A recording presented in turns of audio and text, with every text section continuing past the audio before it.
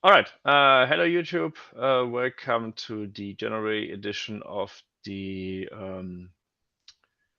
Kubernetes new contributor orientation meeting. As all meetings, this meeting is under the code of conduct of the Kubernetes community, which TLDR basically says be excellent to your fellow attendees and speakers. All right, let's dive in what we are doing. The purpose of this meeting is to orient you in the Kubernetes community. That means giving you a sense of how the community works and what your part could be within the community. We will start off with a presentation to convey information about community. Then we will have a Q&A section where you are welcome to ask any questions you would like to have to your hosts. Also, asking questions can benefit others because they might not be comfortable to do so. Who am I? Hi, I am Mario. I am one of the chairs of SIG Contributor Experience. I am the COM sub-project tech lead, and I am involved in SIG KS Infra of the Kubernetes project. And yeah, that's what terms of tech lead and chair means we will get to in a second. Let's dive in. The Kubernetes community is a very big group of people who work together to create and maintain the Kubernetes project. Here are some numbers to give you a sense of how big the community is. We track data about our contributors via GitHub and a few other contributing tools, and we collect them in a tool which is called DevStats. This is basically a big database of information about Kubernetes contributions, and you're also welcome to explore it yourself. Fun fact, there are also a lot of other basically all of the other CNCF projects are also tracked in DevStats. The stats that we pulled here are from November 2024. So we had over 90,000 contributors who did over 4.4 million contributions. And all those contributions have been reviewed by 7,400 people that are reviewers. We will talk about what a contribution might mean and who a reviewer might be in a little bit later in this presentation. Here's another visualization of how large the community is and how fast it's growing. So the graph is from 2023, and the Kubernetes project journey report shows that how we grew from in 10 years from 0 to over 90,000 contributors. Now, before we dive deeper into the community, some of you might be unfamiliar what Kubernetes is and what it does. So Kubernetes is an open source container orchestration tool. Open source means that it's made by people around the world, some whom are paid to work on this, but many are only volunteers. And the code of the Kubernetes software is publicly available under the open source license that describes exactly who, when, and how the software and its source code can be used. And the cool thing is that the Kubernetes does orchestrate containers. So let's see what this exactly means. So businesses have many applications they need to run. For example, they may have a payroll application, logistics application, or a company website. These applications need to run somewhere. So businesses also have a lot of computers to run these applications on. And Kubernetes enables business to say, hey, Kubernetes, here's the computers I have, and here's the app that I need to run. And you then can describe various levels of detail on how that application needs to run on that hardware. And Kubernetes will run it on the machine for you. It also provides some handy functionality for managing applications while it's running. For example, it can provide some help for the process of updating the application to a new version. Exactly how it does all this magic is what Kubernetes contributors work to maintain and improve every day. So let's learn how the contributors that are building Kubernetes work together and how the community is structured. So the Kubernetes is, as mentioned, an open source project, and we are located within the Cloud Native Computing Foundation. The CNCF is a non-profit organization with the stated mission to make cloud native ubiquitous. To the end, so they support many open source projects that enable companies to run applications in the cloud. The CNCF provides a variety of guidance and support to those projects, including legal support, code of conduct, help with logos, copyright, and so on and so forth. And in the pyramid below, the CNCF represents basically the structure, how our Kubernetes community is built. At the top, interfacing most with the CNCF and proceeding over the various topics that affect the entire community and project is steering. This is a body of 7 members who are elected by the Kubernetes org members. We'll go over what an org membership means in a bit. With a project so large, there are many different concepts within the project that need unique skills and knowledge. For example, the way Kubernetes nodes work, where workloads are running, and basically all of the different areas of expertise. Meanwhile, the challenge of writing and maintaining Kubernetes docs needs folks with different expertise. People who work on specific areas of the project together where they work together in what is called a special interest group or SIG. These break up the work of building and maintaining the Kubernetes project into more smaller and useful chunks. Sometimes, however, there are big areas that need attention that are both very significant and cut across SIGs. Sometimes these are split into what we call working groups. A working group is generally temporary, and it's created to address a specific issue and then meant to disappear either as the topic is solved, or it basically is absorbed into an existing SIG, or in some cases, working groups are basically moving towards becoming their own SIG. But even the work of the SIG can be quite broad in scope. There can be hundreds of contributors to a single SIG, so SIGs further break down into sub-projects. Currently, we have 24 special interest groups, 7 working groups, and 3 committees in the Kubernetes community. We can further group the SIGs and working groups by their scope. Some groups operate on a project level, and all other work in the project depends basically on them. Some groups work on a horizontal level, meaning they have technical focus that is both deep and broad, and on core functionality from a project architecture perspective. Vertical groups have deep specific technical focus that depend on the work of horizontal groups, and of course, both horizontal and vertical group depend on the work of those project groups that we mentioned before. Here's a diagram of all of the SIGs that and working groups that are currently active in the Kubernetes project. To call out just a few, we have SIG release and SIG docs that are groups whose work you might be familiar with, and they operate on a project scope level. So they may not have known it, but you have probably encountered the work of SIG API machinery and SIG auth before. We consider these groups to be horizontal groups. And in the vertical groups, you can also find lots of familiar concepts like autoscaling, scheduling, network, node. You might want to get back to this diagram later once you want to start exploring in what groups you like to contribute. Also, feel free to ask questions during the Q&A or the chat if you want to know more. Now that you learned the basics of how the community is structured, let's explore where you fit all into this. First off, let's basically just have a look on how you can contribute. There are many reasons people contribute to the Kubernetes community. For some, their job requires contribution. There are also contributors who work with the community on a purely volunteer basis. And there are also those who are in the middle. So their job needs contributions, and they also do extra work for the community outside of their job.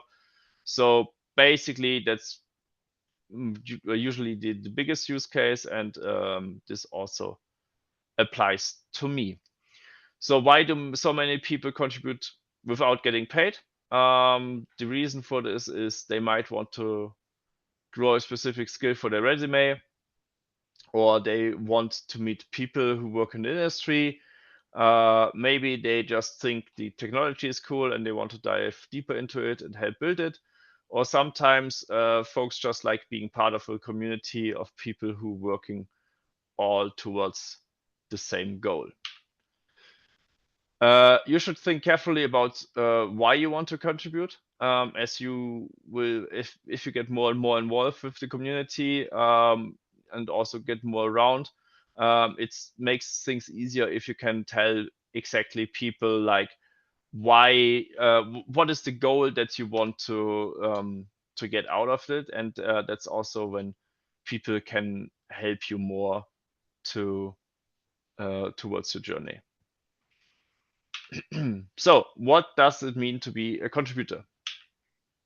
So to answer the question of what it means to be a contributor, let's first explore what it means to do a contribution.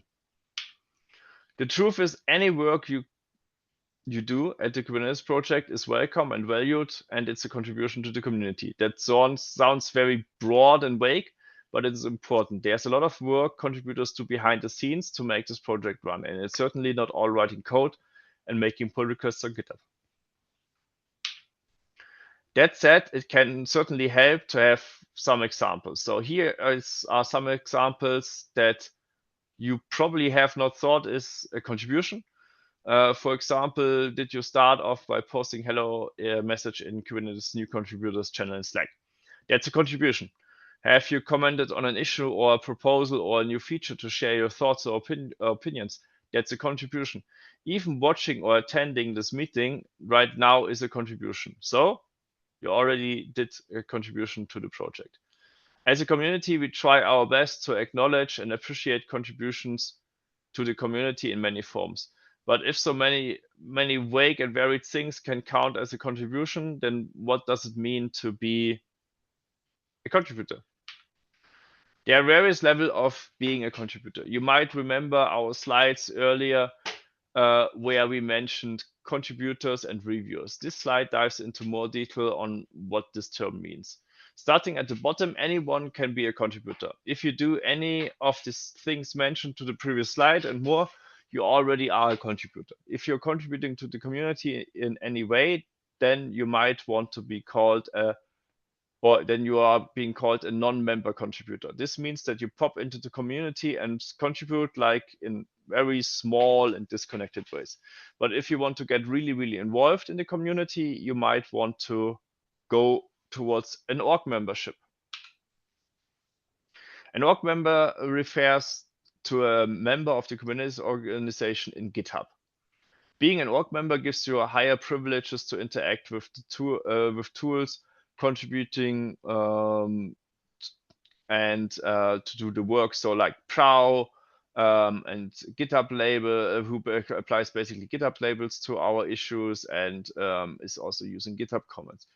Having org membership is also a sign that you are active and engaged contributor who intends to contribute in more structured ways within the community.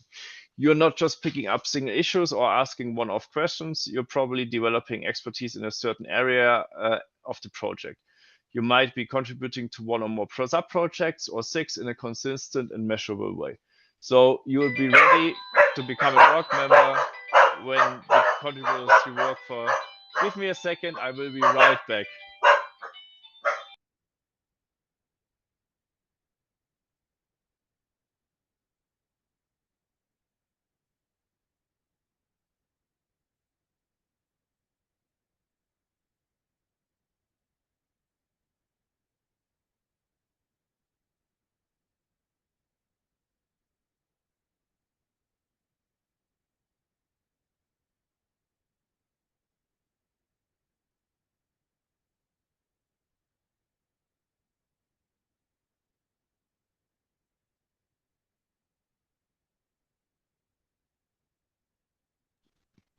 I'm really, really sorry.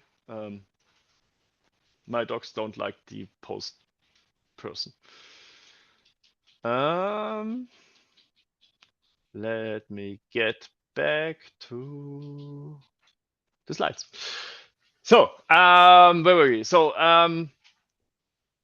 when you so you will be ready to become an org member when the contributors you work with are familiar with your work and can basically sponsor a membership. So basically, you need 2 people to sponsor a membership to the Kubernetes org from 2 different people and 2 different companies. Beyond the org member, there are increasing levels of trust and ownership and responsibility that you could choose to pursue. So once you've engaged in an area for a while, you might have enough knowledge to help review contributions or pull requests from other contributors. Eventually, you might be trusted enough to have the final say on if code gets merged into the code base and if the contribution is accepted and displayed on something like Kubernetes IO website. Then you basically move towards being an approver. If you become a strong expert in a specific area who is highly trusted and regarded for your expertise, you might take on new responsibilities. You might become the person others come to with questions, and you might lead triaging sessions or work for that area. At that point, you might become a sub-project owner.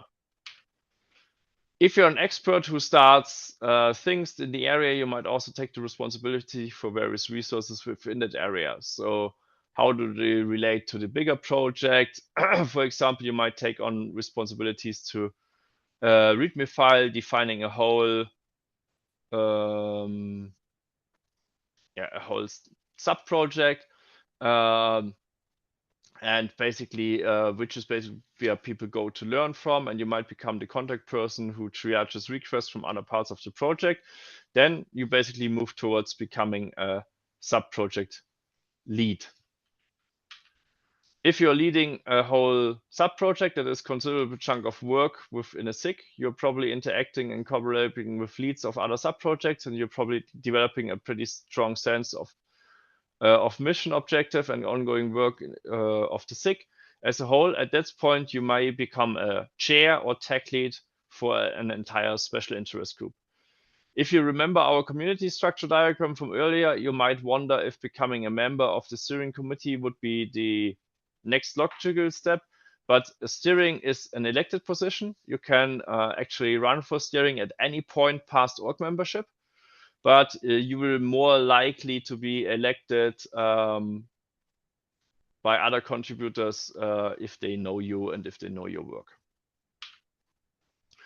This ladder might seem a lot like one true path in contributing, but I want to remind you that there's no single path in your for your journey. Most contributors end up contributing in multiple areas of the project, and some people basically also start in SIGs that are not their SIG and then just move into another SIG. And remember that a lot of stuff is at least partial voluntarily. So almost everyone that are contributing are doing it because they love it. So basically, that's also the best advice that I can give you is to look around the project and find a part of the project where where it's basically where you find things that you love. Now you basically all know the basics on how this community is structured and how you might fit in. And we already established that you might be already a non-member contributor, but if you want to do more contributions, let's explore where to start from there. The fastest and easiest way to make yourself useful is to find a SIG that suits your interests and getting involved there. That might not mean immediately picking up an issue or writing code. Often getting involved means attending the meetings, reading the notes and existing issues, and just generally start to get a feel for what the special interest group does. Basically, we have a Slack that you should join to get all of the information, and we also have mailing lists, which is the KDEV mailing list, where all of the important information is being shared. So let's explore how you can learn about SIGs, and so you can find the work that those groups are doing and find your relevant interest there. So where you can start learning. First, check out our repository, which is in github.com/kubernetes/community. And in this repository, you can find folders containing information about each and every SIG and working group. When you click on the SIG folder in the community repo, it will show you that folder's README at the top of the file. You also find a brief summary of SIG focus areas, and likely a link to a more detailed team charter. This will give you a broad, high-level idea of what the SIG does. Below the summary of the group, you'll find information about what the group meets, when the group meets. Attending meetings is often a great way, as mentioned, to learn about who is in the group, what they are currently working on, and how they work. Attending meetings is also a great way to start to getting known to the group of people you're interested in working with, and for them to get known to you. You also find information about SIG leadership. Most SIGs have both the concept of chairs and tech leads. These leaders are at the same level of trust and responsibility, but likely on different types of tasks supporting the SIG. So chairs tend to do more project management style of work for the SIG, while tech leads tend to do more architectural leadership, like managing repos, certain kinds of technical decision and processes. Each SIG defines those roles and what they mean, basically by themselves. You'll also find contact information for the SIG. Most SIGs in Kubernetes do a lot of asynchronous communication in their channel within the Kubernetes Slack, which you can also join by visiting slack.kds.io. Also in information, a lot of sub projects have their own Slack channel. Each SIG also has a mailing list. Important announcements for all contributors to a SIG will go out in the mailing list. The mailing list will also be inviting you to all the SIG meetings via Google Calendar. So if you subscribe to the mailing list, you get the invites for the specific SIG. You'll also find information about where to find issues and PRs related to the SIGs and other informations like GitHub teams that are part of the SIG. Also, every contributor should join, as mentioned, Kubernetes Dev Google group, who is also known as KDEV. This mailing list is primary communication channel for the whole project. Checking out each SIGs folder will also show you lots of information about specific SIGs, but what if you want to find more information about all SIG meetings? The community maintains a contributor website, which you can find on kds.dev. And within kds.dev, we have a page that informs you about all the public community meetings. So go to kds.dev/calendar to see a list of all the meetings. Clicking on one will bring up a new window for you to add the meeting to your own calendar. This can be a great way to get a sense of which group meet at which time and when it works for you. Now you basically know how our community is structured and where to fit in and how to start. You might also want to know if there's any active open work you could pick up and become part of it. So we reach usually out to the SIG leads every month to share any current opportunities, to see what open tasks we have. We have a lot of evergreen opportunities. Evergreen opportunities are things that usually you can do anytime, and that are available on a regular base. So basically, for most 6, it's the taking notes in the meeting. The good thing is for this, you don't need to have any experience. It's just like grabbing whatever people say in the call and writing it down in the meeting stock. For SIG-Contrib X, we have something which is called the Spotlight block. The Spotlight block is part of the comp sub project, and there we basically write an article about the different SIGs, and you do an interview with them, and you can basically get known to a specific sub project by also publishing a blog or post on k8s.io. The Kubernetes Contributor Summit staff is not so relevant anymore because we are moving towards an how we call it, maintainer summit. However, for this we still have some program committee, and this usually happens in a regular base for North America and Europe. This has been extended that maintainer summits now also take place in a slightly different format in KubeCon China, KubeCon Japan, and KubeCon India. So for SIG-Docs, we also have evergreen opportunities, which is the PR reviews. So they have a little change towards the normal system. So anyone can review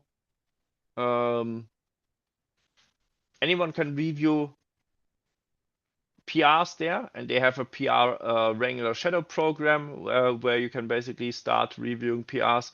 And they also have a new contributor meet and greet meeting, which happens every first Tuesday of the month between at 10:30 UTC.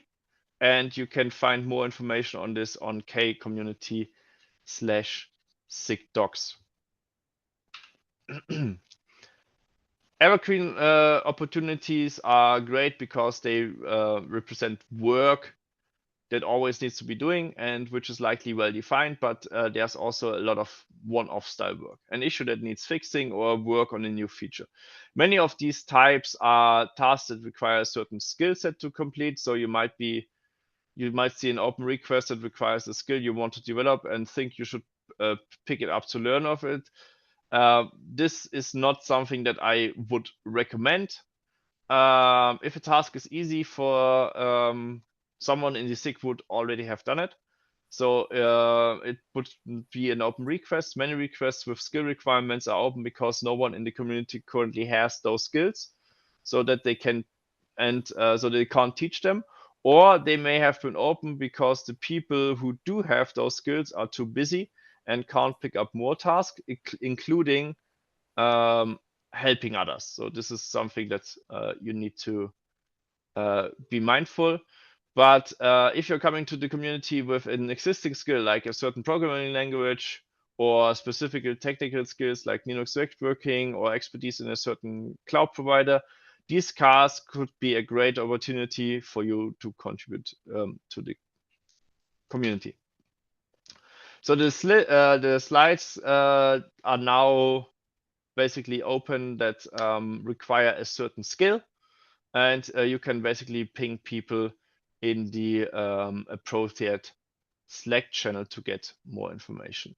So for SIG-Contrib X, we are looking for people that help maintain k8s.dev and also are able to review changes that affect Hugo and Doxy. For example, we have a huge pull request for updating Hugo and Doxy, and this needs to be reviewed. So their help is greatly appreciated.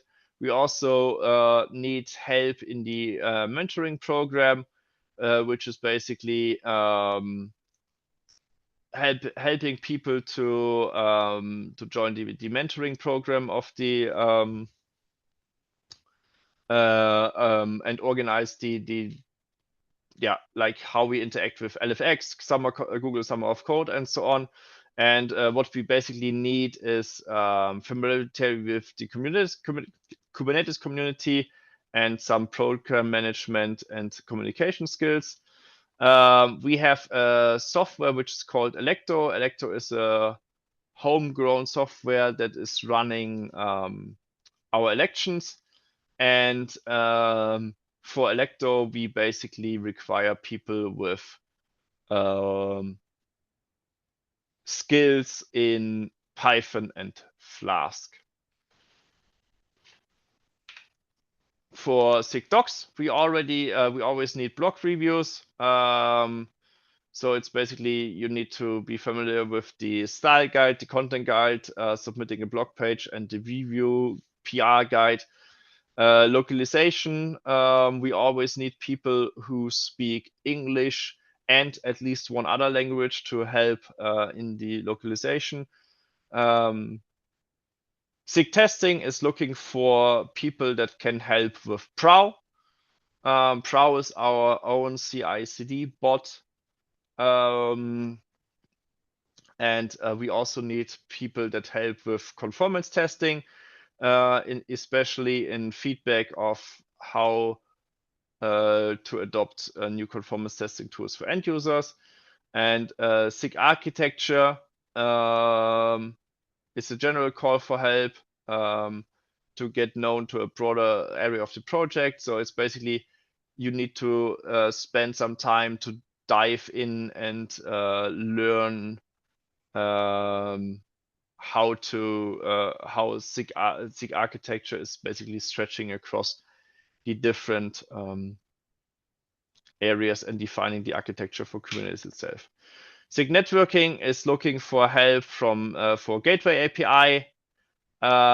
So we are looking for someone that helps Ingress Nginx gateways implementation built from scratch. Also, we are looking for API reviewers. So they need to have some familiarity with the area of SIG networking. SIG release is looking for release automation help. It's basically coding and scripting, and it's the desire for people to develop familiarity with coding and scripting. SIG security is looking for people to help understand and address CVEs. So if you're familiar with CVEs and security concepts, ping SIG security folks. All right, are there any questions until this point? Hi, hello. Hey, yeah. Hi, Camilo. Hi. Yeah, that's correct. So I have a couple of questions I would like to ask. Yes. Like you mentioned in your presentation, you said right now, everybody is a contributor. However, to become a member contributor, we need some sponsorship by two reviewers. Can you please explain that part very clearly?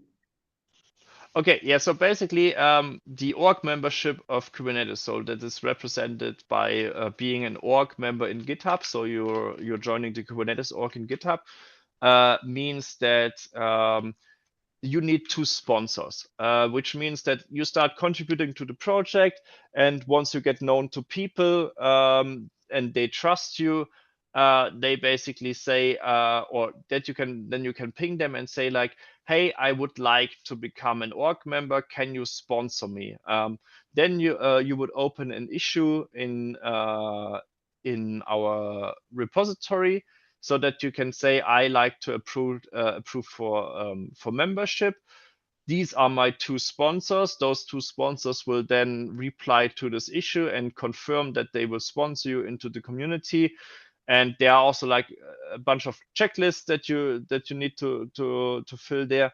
And then they once this is merged, you will get an invite into the Kubernetes org membership. Okay. This Yeah. is Mhm. just a sign that you are active in the community and not like you do something and then disappear, right? So we want to have active org member people. Org membership also means that if you are inactive for 12 months, your org membership will be revoked. So if you don't do any contribution for 12 months, you will lose your org membership. Okay, I get it. Now let's say based on the opportunities that you presented, those evergreens and different SIG opportunities, let's say for example, I do not have, I do not have somebody to sponsor me or anything, and I see an opportunity from many of these, evergreen opportunities and other opportunities you mentioned. Do I need to still be a member, like an org member, before I can contribute No, into no, those SIG stuff? No. no. You So don't the need to. org membership is only limited to GitHub. Is that what you're saying? Yeah. So the org membership is you get certain more rights inside of the community. But for example, you can already start doing reviews. You can in specific SIGs where people can review without org membership. You can also do evergreen opportunities. So org membership is just the next step, right? So anyone can contribute at any level to the project. I recommend, however, join meetings, because then people will. That's the easiest way, right? So people already know you and they get familiar with you, and if you show up regularly, you also get like other tasks that might not be listed in this area from those SIGs, because those meetings are more or less the work meeting like you have in an IT company. It's like, who is currently doing what are the to-dos that we still need to do, and so on and so forth. So this Okay. is why I recommend joining those meetings. Okay. So based on that and my availability on that, then I can then, raise a PR for org membership. Is that correct? You can, as soon as you have people that will sponsor, Mm-hmm. you can raise a PR. So first get sponsors and then raise the PR. Okay, I get that. Now, another quick thing I want to talk about is if you look at the official CNCF website, when you talk about being a membership, they most likely tell people to go through LFX or Google Summer Code or anything like that. What's your opinion about that? I mean, that makes. Are we talking now about CNCF membership or Kubernetes org membership? I think it's CNCF. It's not the same. They are all under No, Kubernetes under CNCF. yeah, Kubernetes is just a sub project or it's just a project in the CNCF. So, I mean, Mm-hmm. Summer of Code helps you to get involved, but for example, my first contributions into the project were coming from a completely different direction. So I basically joined the SIG Infra meeting and starting getting involved in SIG Infra. So you don't need to get involved via those mentorship programs, right? So this is just one potential way to get involved into open source. So you can start right away, right? There's I get it. Yeah, final question is that what is the concept of DevStat and how does it play an impact here? basically DevStat is collecting, it's crawling all of the repositories that CNCF has, and it's collecting issues opened, comments on issues, pull requests, reviews, merges, commits, and then it's calculating a value out of it, more or less. So that's the contribution value.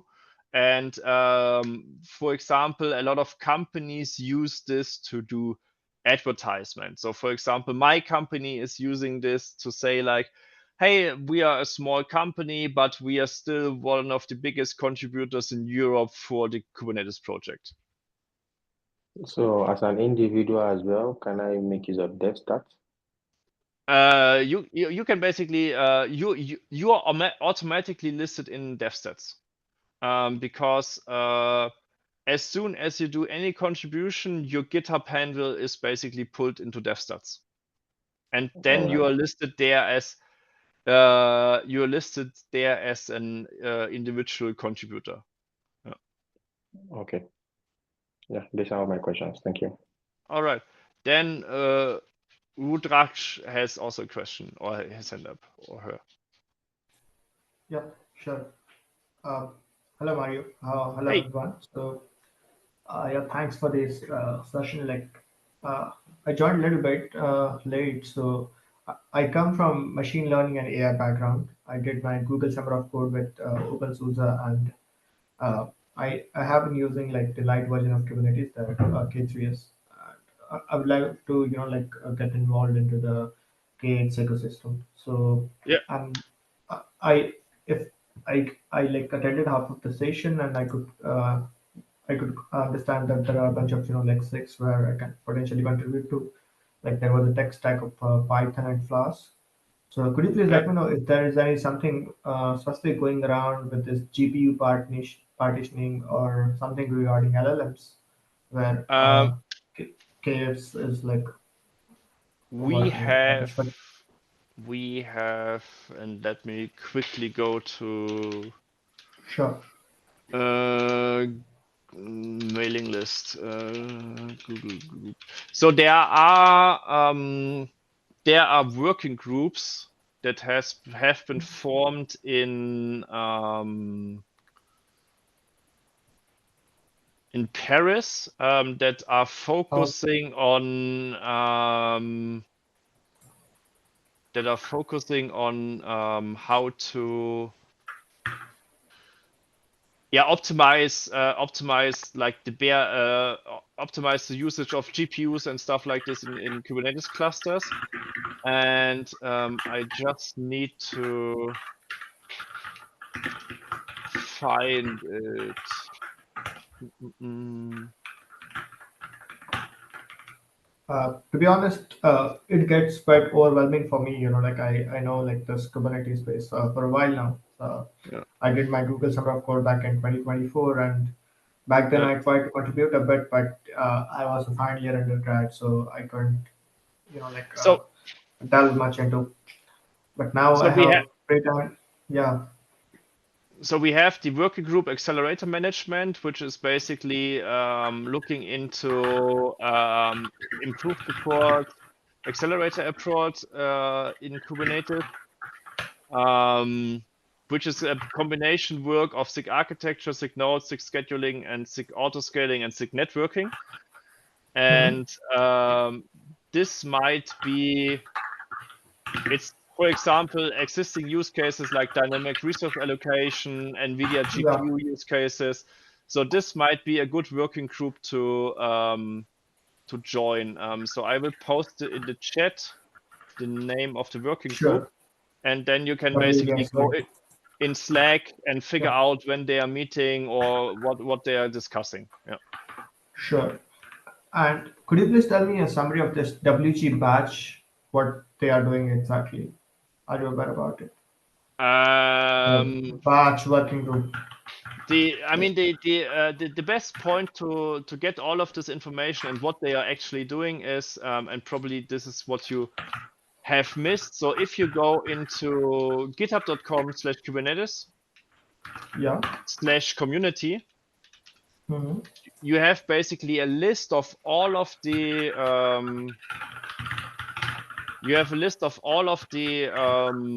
SIGs that are there, and Yes. basically also a charter what they are doing and what they are working on. And it's a working group, not a SIG in this case. hmm And Yes.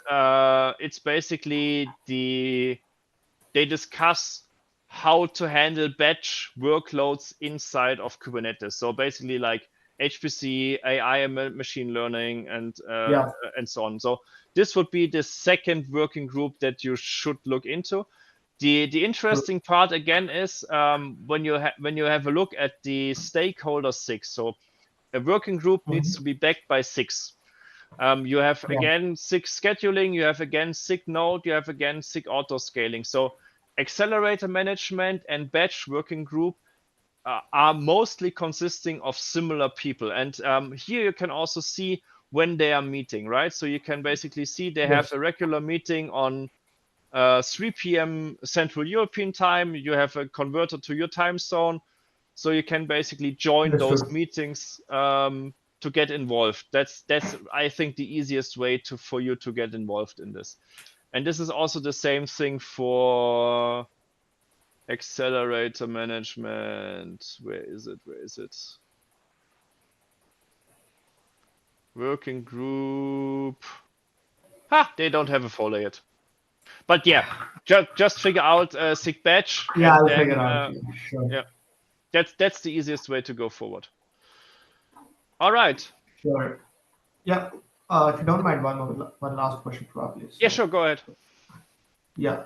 Actually, I wanted to ask, like, Kubernetes run this shadow program like all the time, like every release, this SIG release Yeah. shadow and everything. So, like, I couldn't like follow up myself, like make enough contributions to get into the program. I'm not sure whether it is technical or like a bunch of like shadowing the technical people. Could you please explain more about that program and how should I like improve myself or contribute in a more effective way, like in such like the domain I'm, where I work in and be a part of such program? Is there any program, such shadow program, going to be for this AI/ML aspects of so Kubernetes, like accelerator patch?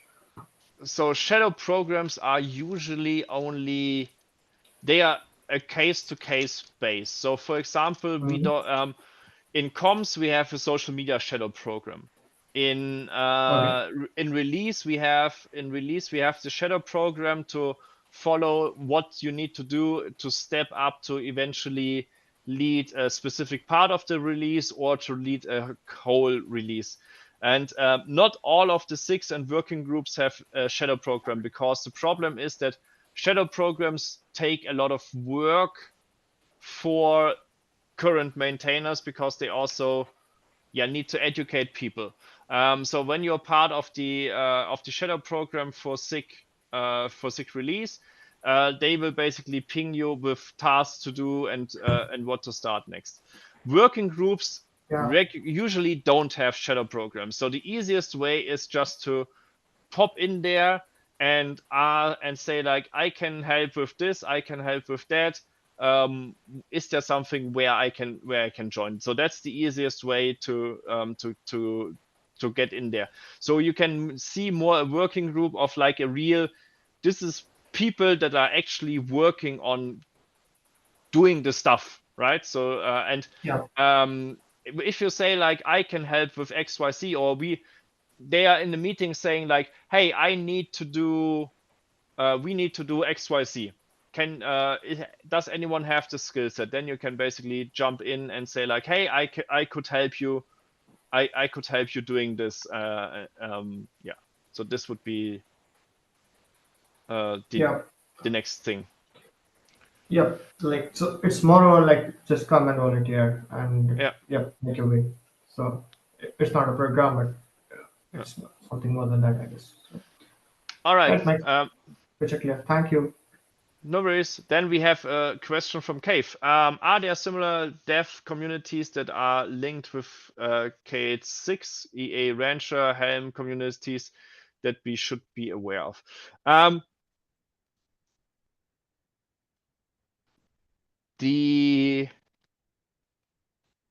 Every project in the open source world is doing it their own way, right? So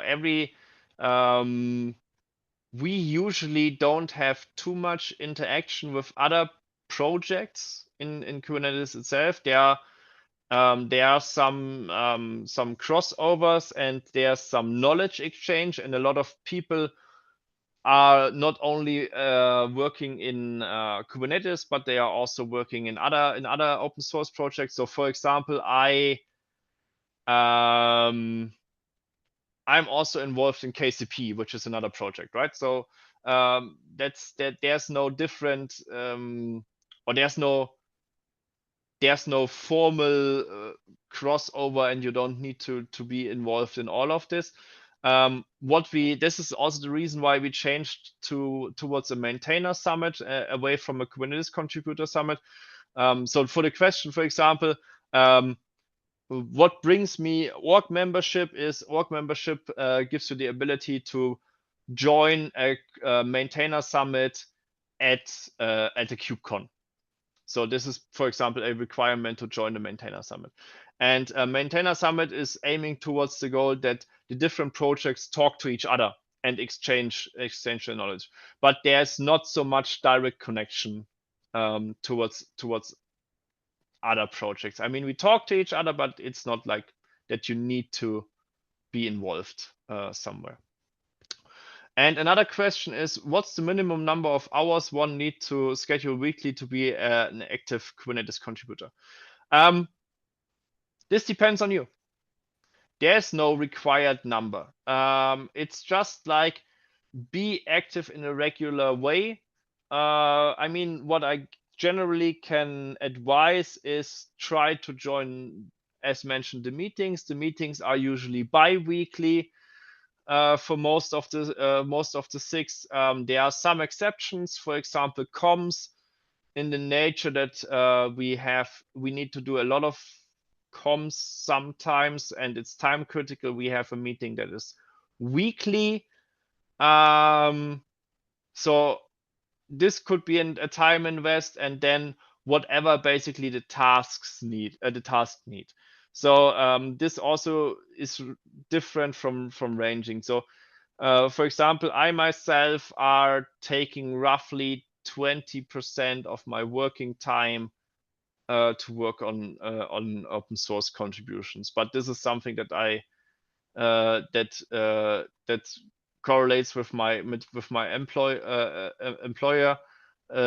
So this is for everyone self to decide. So as mentioned, you need to have at least one contribution per year to be to retain org membership. I mean, we would like to have more, but yeah, time is always like a critical thing. Any other question? I have a couple. Yes. So I know that there are multiple organizations. So when we say an organizational membership, and when I raise a request for a membership, so which organization is it for, or is it for all of them? It's so we basically have 2 organizations in Kubernetes, and which is one is Kubernetes itself, and the other one is Kubernetes 6. And you basically raise Kubernetes org membership, and if you need Kubernetes SIG org membership, then you raise also the Kubernetes SIG org membership. But it's not like there's no differentiation. So you're automatically qualified for both. If you get sponsored, you're automatically qualified for both of them. It's just like, where do you need specific access in GitHub, for example? So I need to deal with some repositories that are under the Kubernetes SIG org. So I have both memberships. That's basically the main reason. Yeah. Gotcha. And the other thing that I wanted to ask, and it's a bit, it's at a bit of distance right now. I'm not hoping to have it immediately, but imagine if I'm actively contributing to a particular SIG. Like right now, I'm contributing to Contribex and Docs, and imagine I get, say, reviewer permissions, and I decide to pivot to a, say, more technical SIG later on. So what happens to those permissions, like the reviewer permission or whatever? You want the honest answer? Sure. Probably people will forget, and you will retain the reviewer permissions, and they will just be somewhere in the owner's file and never move, because people are not because we are really bad in doing regular reviews, because it's a lot. So this is something we try to tackle. So this is something where we still like trying to tackle. So, but for example, we have repositories where we figured out that we really need to review the ownership thing, because no one can review stuff anymore, because people have left, or Everybody has pivoted. Yeah. and that's something that's a real issue that we are now trying to tackle. So probably you will just retain. Yeah. Gotcha. Yeah, that's all. That's the 2 questions I had. Thanks, man. All right. All right. we are running out of time, and today I have a really hard cut, so I cannot extend. If you have any questions, pop in new contributor new Kubernetes contributors in Slack and ask your questions. We have this meeting also on a monthly base, so you can basically skip the presentation, but we also usually have the Q&A part afterwards. So feel free to join any other meeting. Usually the evergreen tasks are not the evergreen tasks, but the specific tasks will be updated. Also, you can follow the GitHub repo where the information is being placed. Yeah, just pop by. Thanks for joining, and hope to see you in any other SIG meeting. Have a great day, and talk to you soon. Bye, folks.